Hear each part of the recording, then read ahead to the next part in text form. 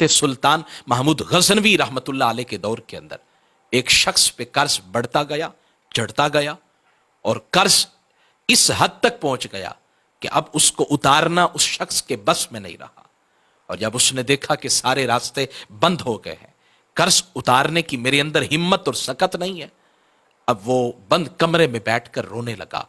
اور پھر اس کے دل میں القاء ہوا کیوں نہ میں حضور کی ذات پر کثرت کے ساتھ درود پڑھوں، شاید کہ اللہ میرے قرض کے اتارنے کی کوئی سبیل پیدا کر دے۔ اب اس نے یہ ٹھان لی کہ میں ہر لمحہ حضور کی ذات پر کثرت کے ساتھ درود پڑھوں گا۔ وہ جیسے کثرت کے ساتھ درود پڑھتا گیا، چند دنوں کے بعد خواب کے اندر رحمت کائنات کا دیدار ہوا۔ میرے آقا نے فرمایا کہ تم میری ذات پر کثرت کے ساتھ درود پڑھتے رہے ہو،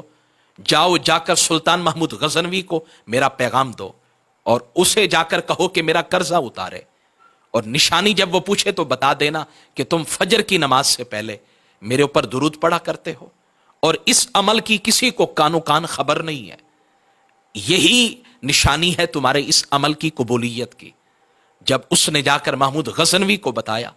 اس پر ایک کیف طاری ہوا،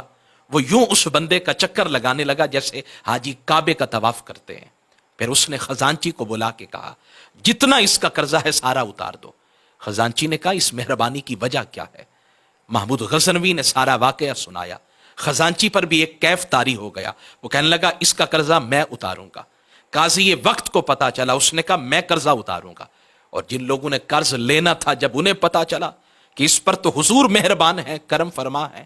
تو اب وہ کہنے لگے اب ہم اس سے قرض نہیں لیں گے، حتیٰ کہ وہ سارے لوگ لینے کی بجائے دینے والے بن گئے،